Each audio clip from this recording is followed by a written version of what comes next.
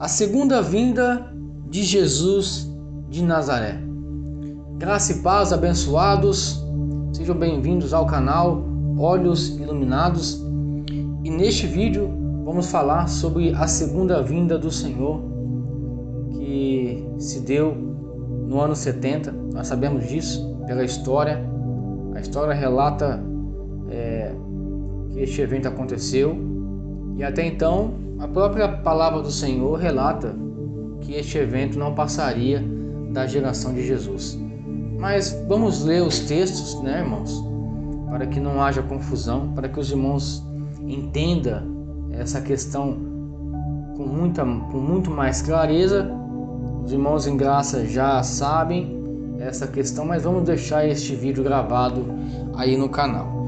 E nosso texto base está em Daniel, capítulo 9, no verso 24, que diz assim, irmãos, Daniel 9, 24.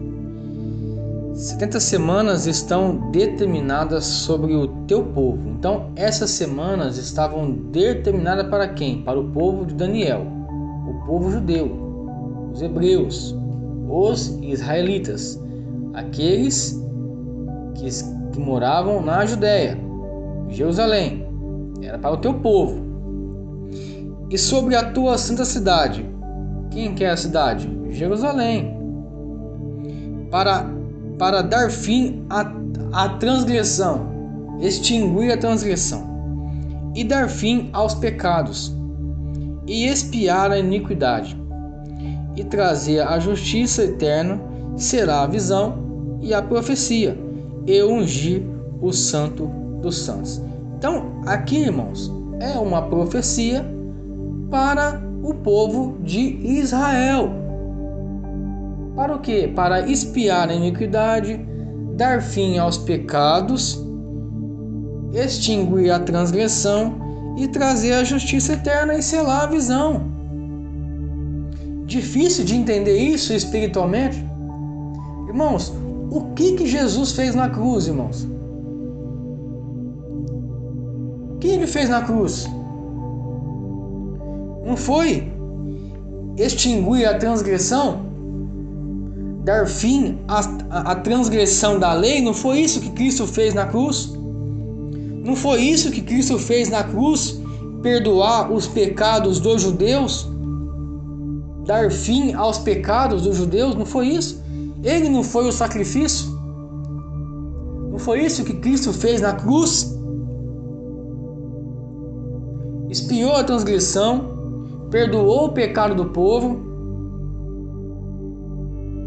deu fim à iniquidade.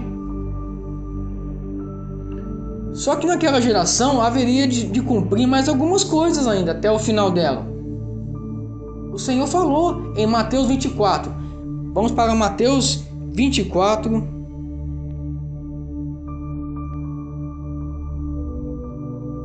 Mateus 24, verso 2.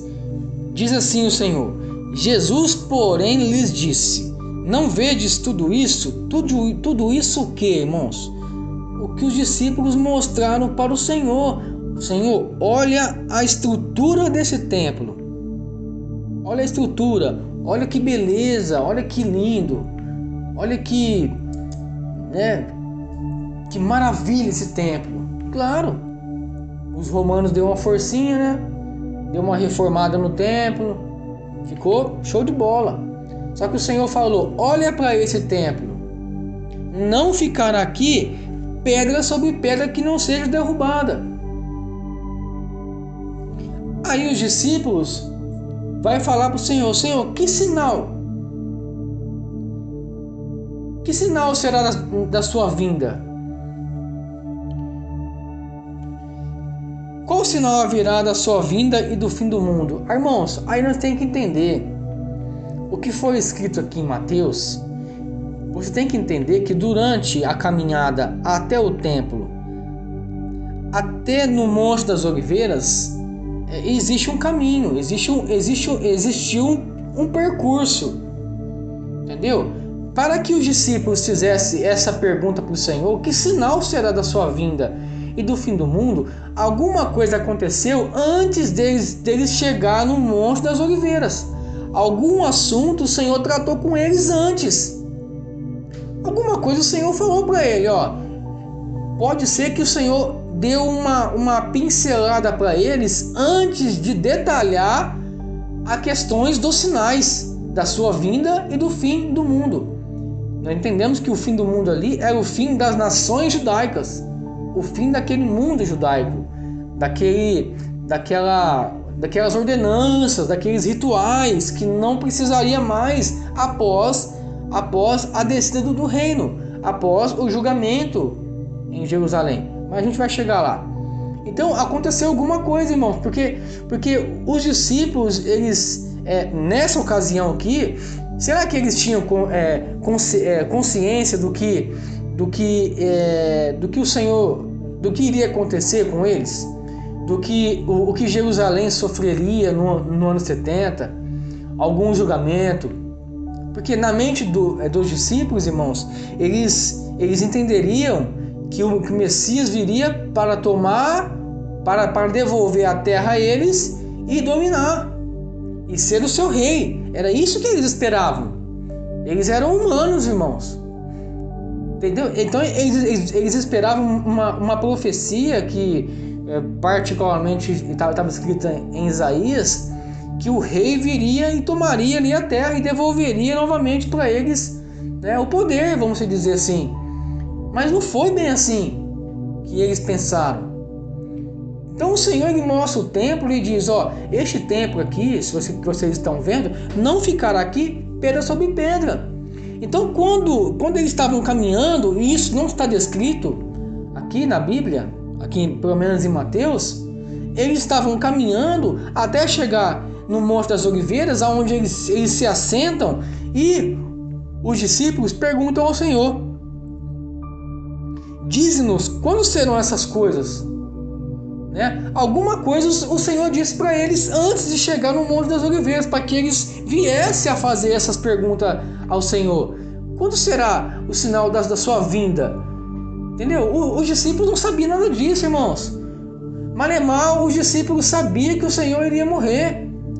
Imagina uma suposta destruição do templo sagrado deles. Se os discípulos não entenderam nem a sua morte, imagina uma destruição do templo, onde eles consideravam aquilo ali um Deus para eles. Alguma coisa aconteceu, irmãos. Algum detalhe o Senhor deu para eles, mas tipo assim, uma pincelada, vamos dizer, mas detalhadamente o Senhor deu a eles quando eles se assentaram no Monte das Oliveiras. E você conhece toda a escatologia aqui de Mateus 24. Você conhece. Vocês leem isso, vocês entendem, O Senhor falou também aqui em Mateus 24, irmãos, a gente tem que entender mais uma coisa também, que o Senhor, ele não profetizou nada em Mateus 24. Essas coisas aqui estavam escritas nos profetas. A questão é que aqui o Senhor, ele detalha algumas coisas que não estava escrita. Ele detalhou algumas coisas. Então o Senhor, ele não profetizou nada. Ele só citou as coisas que estavam escritas nos profetas. E ele deu um exemplo. E no próprio Mateus 24, no verso 15, ele falou assim, ó, quando, pois, virdes que a abominação da desolação de que falou o profeta Daniel está no lugar santo. Qual lugar santo que é esse? O templo. E ele citou Daniel. Todo este evento que aconteceria para aquele povo, o anjo falou a Daniel e Daniel fez a profecia. E o Senhor fala aqui, quem lê Daniel, que entende o que vai acontecer. Agora, se vocês querem saber alguns sinais, eu vou falar para vocês.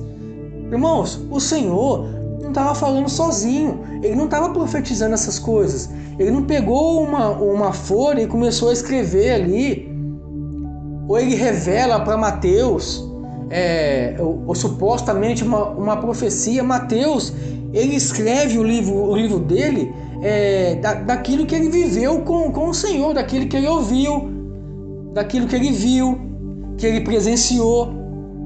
Ele escreveu o seu livro, a sua carta, o livro de Mateus, escrito por Mateus.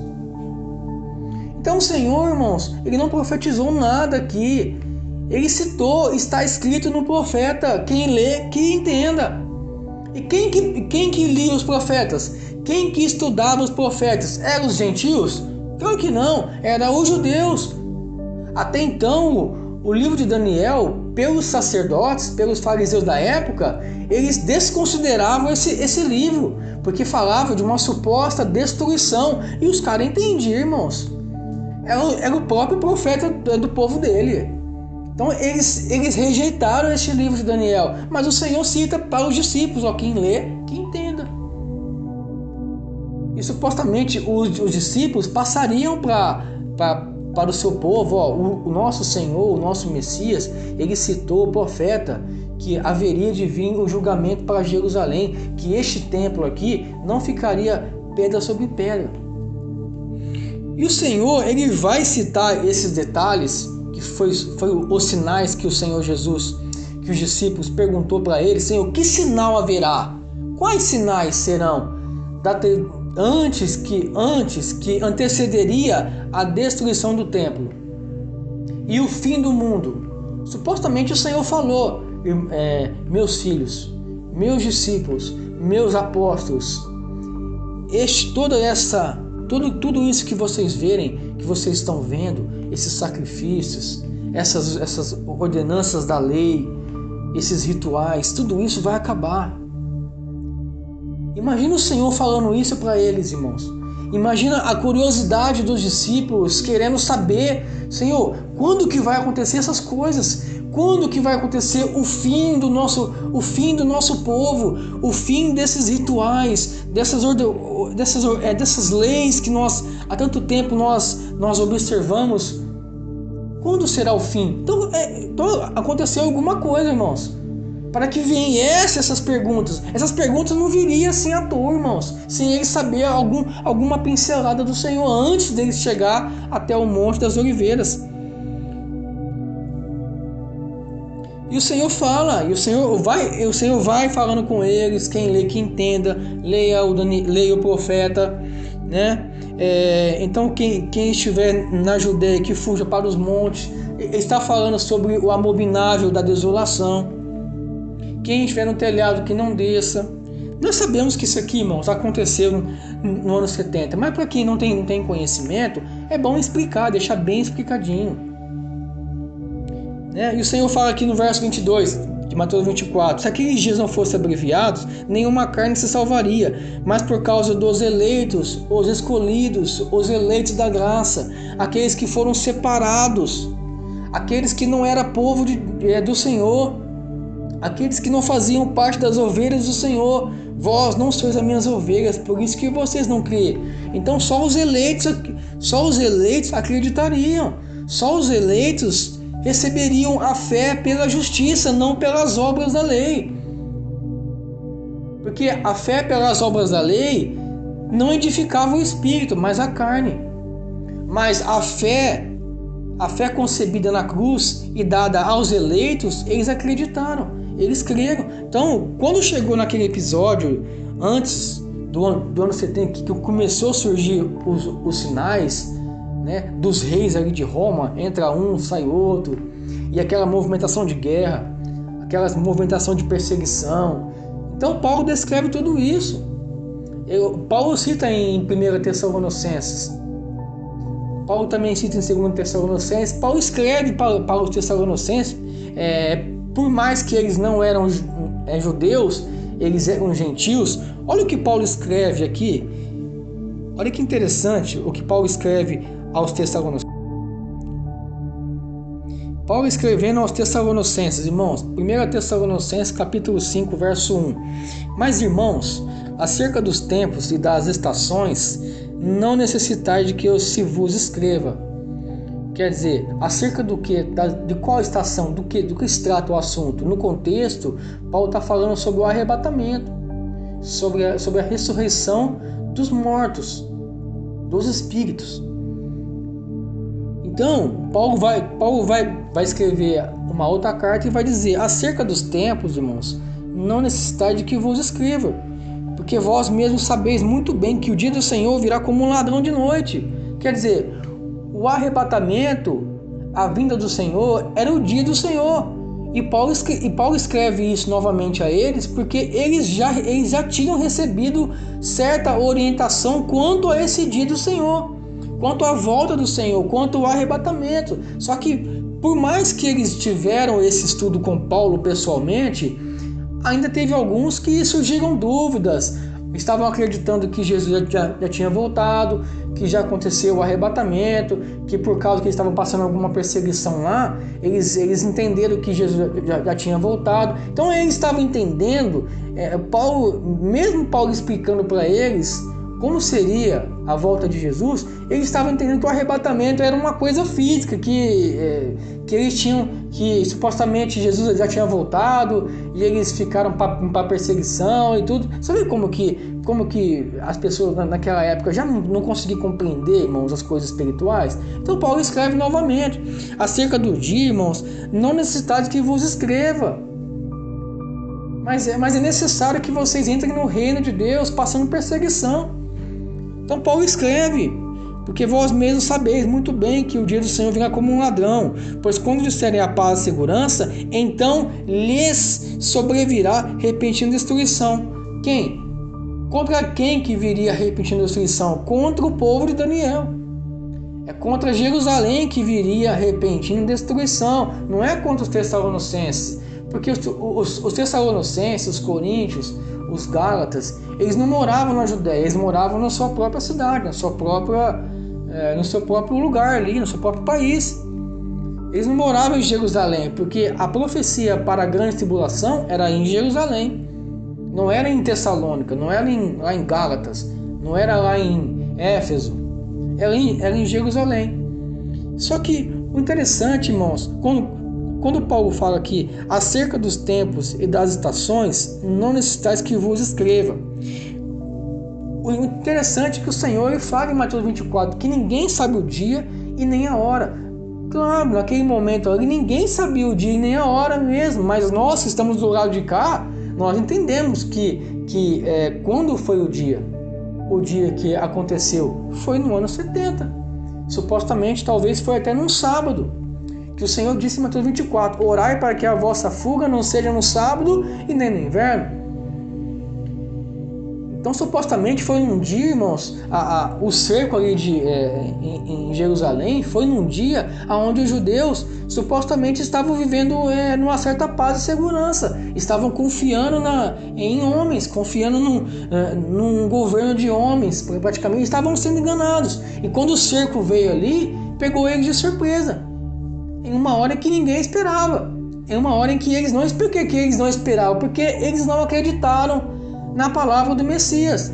Eles não creram, porque era necessário para que eles sofressem esse julgamento, para que acabasse aquele mundo, para que todos aqueles sinais que o Senhor falou se cumprisse, não só por causa que o Senhor falou, mas que estava profetizado já no profeta. Vamos lá para o profeta Daniel. Vamos voltar lá um pouquinho então, para poder entender aonde estava profetizado esse evento. Aqui em Daniel capítulo 12, no verso 4, diz assim: o anjo disse a Daniel: e tu, Daniel, fecha estas palavras e sela este livro, até o fim do tempo. Quer dizer, o fim do tempo é o fim do tempo determinado, que era aquelas semanas que foi dita para Daniel. Profetizaram 70 semanas para o povo dele. E o fim do tempo era a última semana, não é o fim do mundo. Quando fala fim dos dias, fim do tempo, é o fim do tempo profetizado para o povo de Daniel, irmãos. Não era o fim do mundo, ou fim, ou destruição da terra, destruição dos homens. Quando fala fim do tempo, fim dos dias, era o fim dos dias da lei, fim do tempo determinado. E tu, Daniel, fecha essas palavras e sela o livro até o fim do tempo. Muitos correrão de uma parte para a outra e a ciência se multiplicará. O conhecimento espiritual se multiplicaria, irmãos. Por quê? Por causa da revelação da graça. O conhecimento naquela época se multiplicaria mesmo por causa do Espírito que estava reinando ali naquela época. Quando o Espírito desce aos apóstolos, encorajam a eles a pregar o reino com muita ousadia, com muita coragem, porque era necessário que eles pregassem com muita ousadia, com muito fervor mesmo pela palavra, porque o juízo estava às portas. Eles tinham que pregar, não podia parar a pregação. E depois veio Paulo para pregar aos gentios a salvação pela graça e o julgamento no ano 70 contra o seu povo, o julgamento. Então o Espírito, irmãos, estava agindo de uma forma tão poderosa ali, naquele momento, que era necessário para que viesse a pregação seja concretizada, para que no ano 70 viesse o julgamento. Entendeu? Olha no verso 7. E ouvi o homem vestido de linho que estava sobre as águas,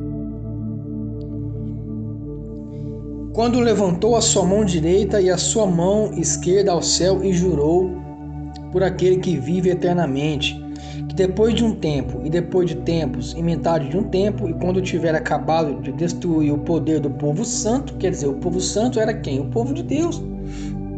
Quando acabar de destruir o povo santo, e acabou mesmo, irmãos, no ano 70, Roma e mais algumas nações ali ao redor acabaram com aquele povo, irmãos. Chegou num ponto de levar até cativo para Roma. Destruiu o templo. Não, irmãos, não ficou pedra sobre pedra. Você acha que Jesus iria mentir? Se não ficou, irmãos, acabou, porque aquele templo ali era praticamente um deus para eles. Aí fala mais aqui, ó. Quando acabar de destruir o poder do povo santo, qual era o poder do povo santo? Era o templo, a lei. Todas essas coisas serão cumpridas. Todas as coisas serão cumpridas. Todas as profecias estarão cumpridas.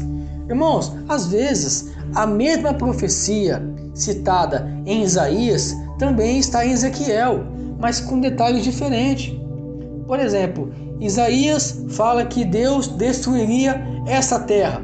Essa terra qual? O globo terrestre? Não, estava falando da terra de Israel, de uma forma diferente. Aí em Ezequiel, Deus ele revela para Ezequiel, no capítulo 38 e 39, fala de Gog e Magog. Fala de uma forma diferente. Aí o Senhor revela para Ezequiel a guerra que viria a acontecer, de uma forma mais detalhada. E também revela para Jeremias também. E também revela para Amós, para Abacuque, para Zacarias. Irmãos, todos esses eventos eram um evento só. Entendeu? Um evento só. Estava tudo profetizado para o ano 70, para as semanas que foi dita para Daniel. Entende, irmãos? Olha que interessante aqui que está escrito em Apocalipse. Apocalipse, capítulo 22, no verso 10, diz assim, ó: E disse-me o anjo: Não seles as palavras da profecia deste livro. Está falando para João, lá na ilha de Patmos. Por volta de 68, mais ou menos, irmãos, já estava às portas, já a grande tribulação, se não estava acontecendo já na Judéia. Não seles a palavra deste livro, diferentemente quando o anjo fala para Daniel, no capítulo 12, no verso 4 de Daniel, ele falou assim: Daniel, sela as palavras, porque Daniel estava fazendo um monte de perguntas ali, estava perguntando sobre a ressurreição, sobre aquelas maravilhas, sobre o que mais iria acontecer. Aí o anjo fala para ele assim: Daniel, sela as palavras que eu te disse, porque esse tempo só vai se cumprir daqui a muitos dias. Só que aí o anjo aqui em Apocalipse, para João, revela para ele, ó: João, não sela as palavras, quer dizer, não cele o livro, porque já está à porta. em breve vai acontecer. Porque próximo está o tempo. Olha, próximo já estava o tempo. Então, quando o anjo revela para Daniel que a profecia, que essas profecias iriam acontecer há muitos dias à frente, aqui para João, para Daniel, o anjo fala para ele assim, ó, sela a profecia, sela, que vai se cumprir daqui a muitos dias. Para João, o anjo fala, não sela, porque o tempo está próximo. Irmãos, o tempo está próximo. Foi revelado para João no ano de 67, mais ou menos ali. O tempo estava próximo para se cumprir. Toda a revelação de Daniel, aqui em Apocalipse, foi detalhada de uma forma diferente para João, irmãos. Você acha que o Senhor iria revelar o nome dos exércitos romanos, ali, o nome dos imperadores romanos, para João escrever numa carta o nome de cada um para enviar para as igrejas da Turquia e essa carta cair na mão de um general e eles verem o seu nome escrito ali, irmãos? Você acha que Deus não revelou essas profecias para João, essa revelação para ele, que o tempo estava próximo, e manda ele escrever toda essa revelação em uma linguagem judaica para que os gentios não entendessem, mas somente aqueles que tivessem o Espírito do Senhor? No caso aqui seria as 7 igrejas da Ásia, que possivelmente o exército que viria contra Jerusalém passaria por este lugar e também perseguiria aquele povo, irmãos. Olha o que está escrito em Apocalipse, capítulo 2, no verso 10, ó. O Senhor está falando aqui para a igreja de Esmirna. Apocalipse, capítulo 2, verso 10. Nada temas das coisas que há de padecer. Olha o anjo revelando para João, para a igreja de Esmirna. Eis que o diabo lançará algum de vós na prisão. Nós sabemos quem é o diabo, não é, irmãos? Acusador, opositor, são pessoas que estão se opondo às obras de Deus, que estão acusando os filhos de Deus. Você já entende essa questão do diabo. Então algumas pessoas, governos, iriam pegar essa igreja de Esmirna, algumas pessoas, o que eles iriam fazer? Presta atenção. Eis que o diabo lançará alguns de vós na prisão. Por causa do quê? Por causa da perseguição. Para que sejais tentados, e tereis uma tribulação de 10 dias.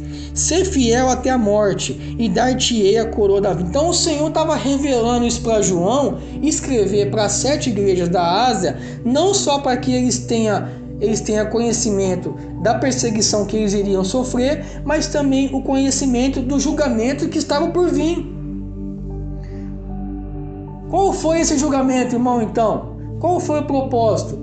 Que o Senhor viria julgar o seu povo. A vinda do Senhor, que veio do Oriente até o Ocidente, agora que você vai entender, meu irmão, isso aqui é revelador, é maravilhoso que você vai entender agora.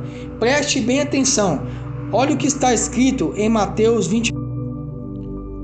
Então, irmãos, olha o que está escrito em Mateus 24, 27, diz assim, irmãos: porque assim como o relâmpago sai do Oriente e se mostra até o Ocidente, assim será também a vinda do Filho do Homem. Então o Senhor, ele dá um exemplo.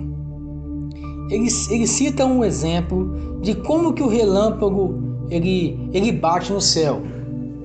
Ele se mostra de um lado, ele aparece de um lado e se mostra no outro, mas é muito rápido, não é um relâmpago? Então o Senhor, ele dá um exemplo da sua vinda.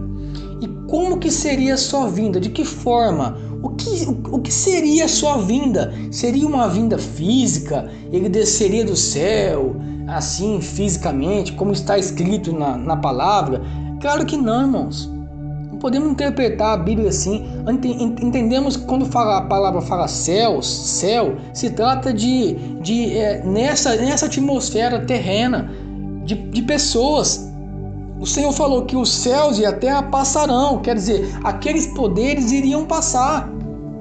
tanto de Jerusalém como aqueles poderes do Oriente Médio, lá naquela época, aqueles exércitos, tudo aquilo ali iria passar. Olha como é que mudou hoje, irmãos, no século 21.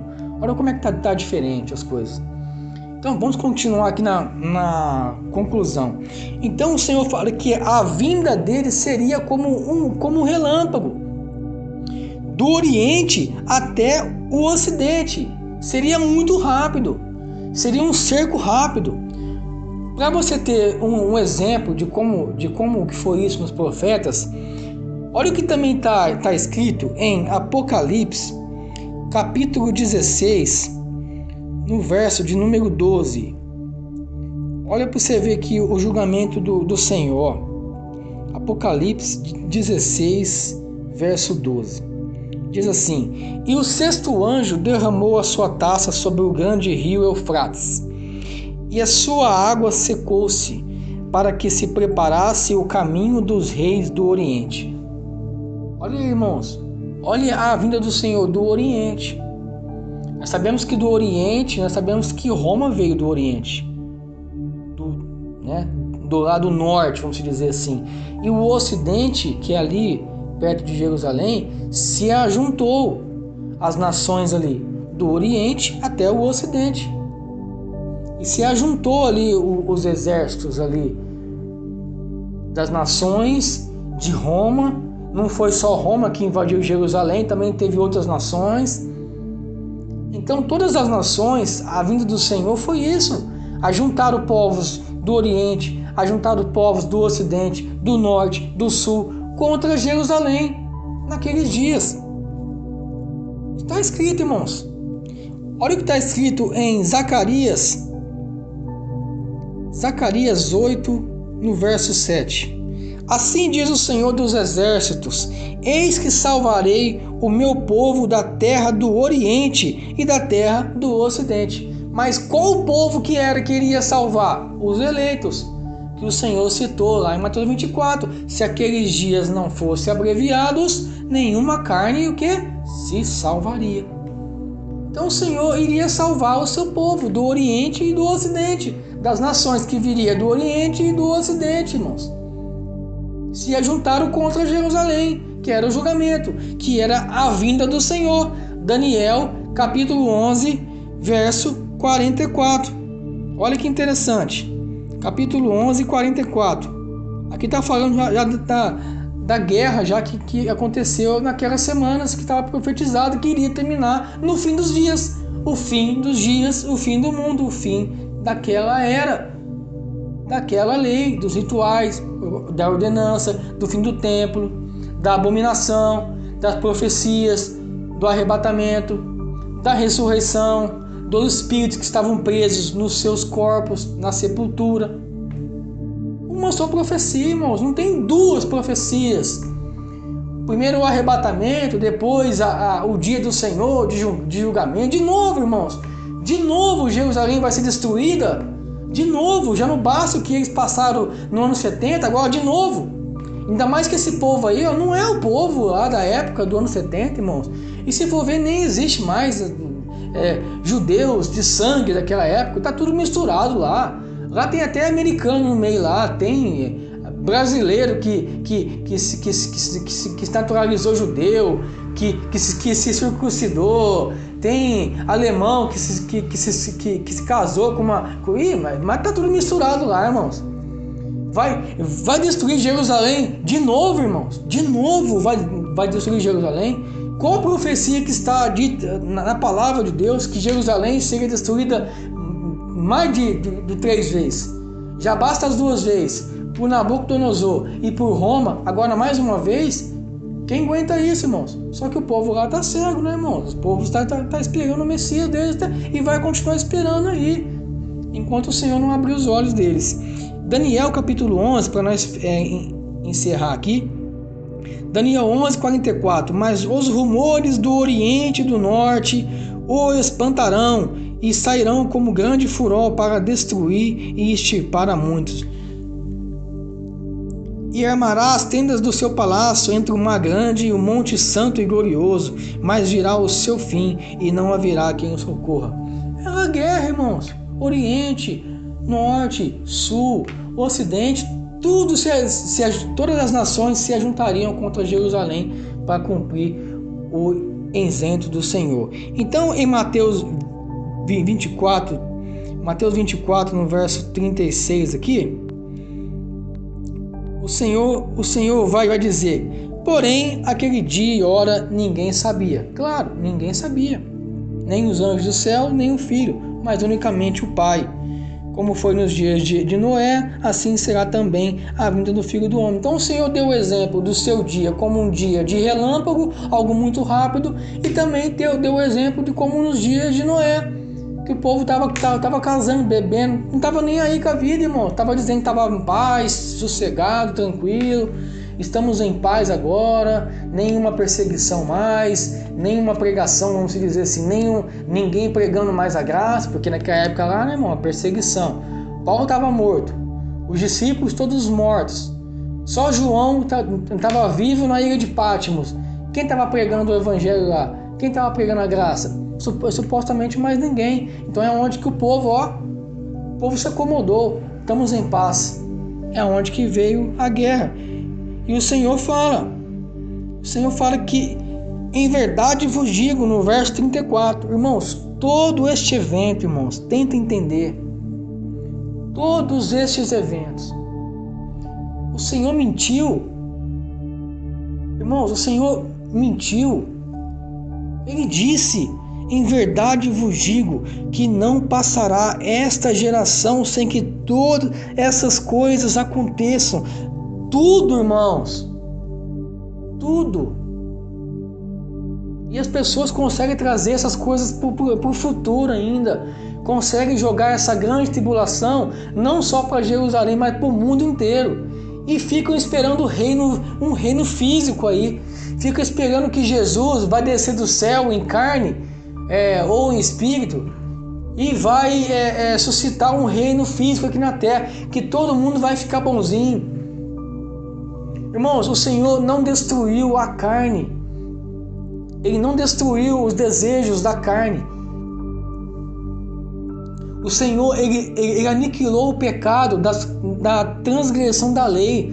Tudo se cumpriu no Senhor. Tudo se cumpriu nele. Ele ungiu o Santo dos Santos. Ele perdoou o pecado do seu povo. Ele cumpriu a lei, ele trouxe a graça, trouxe o reino. Ele e o Pai, irmãos, ele e o Pai está em nós. Eles estão aqui.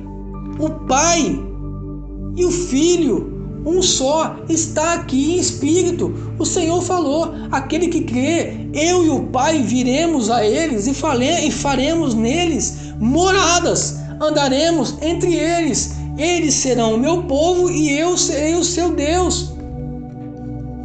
Ah, mas irmão, e esse mundo aí? Esse mundo aí vai continuar. Os justos continuem praticando justiça e os injustos continuem fazendo justiça. É as duas sementes, irmãos. O próprio Senhor criou, irmãos, as duas sementes. Vai você agora contra a criação dele? Ele criou as duas sementes para ser assim e ponto final. As duas sementes vão existir eternamente. Os espíritos salvos que vêm passar uma experiência humana e os almas viventes que estão na terra. Todos nós, tanto os espíritos salvos como os almas viventes, vão passar um período aqui na terra, vai viver a sua vida, uns para o Senhor, uns para a glória, outros para a vergonha eterna, que é assim que o Senhor fez. Aceite você querendo ou não. Assim o Senhor criou. Questione você a Deus. Faça igual o Jó. Por que você não faz igual o Jó? Faça igual o Jó. Comece a questionar. Que aí o Senhor vai te responder. É só você ir lá no livro de Jó 38. Lá você vai ver lá o que o Senhor vai te responder. Então, irmãos, a verdade é essa. Não tem nenhuma profecia mais para se cumprir. O povo olha para as coisas do mundo. Ah, um filho matou o pai. Um irmão matou o outro irmão. Ah, teve um terremoto lá no Japão que destruiu a cidade inteira. Nossa, isso nunca aconteceu. Claro que já aconteceu essas coisas, irmãos. A questão é que há 100 anos atrás, quando acontecia terremoto, ninguém ficava sabendo.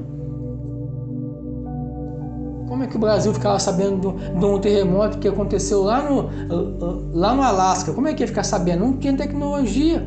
Hoje não. Hoje é diferente. Tá acontecendo uma guerra lá em Israel. É poucos segundos, já está na mídia já. Então a tecnologia evoluiu, irmão. Então a gente vai ficar sabendo. Então você tem que entender que o Senhor não falou sozinho em Mateus 24. Paulo não falou sozinho.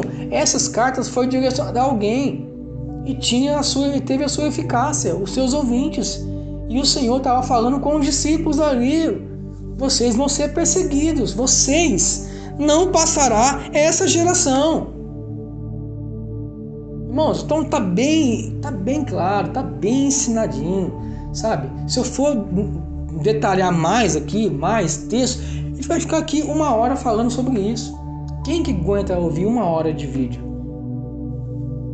Então, irmãos, está aí o propósito da vinda do Senhor, que era a ressurreição, o arrebatamento dos espíritos, tirado da prisão, da sepultura, o julgamento no ano 70, a instalação da graça, o reino de Deus espiritual, a nova Jerusalém.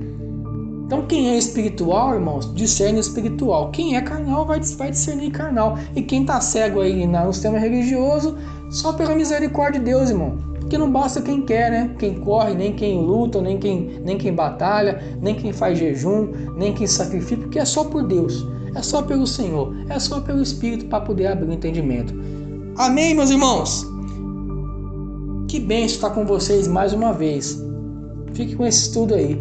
Graça e paz.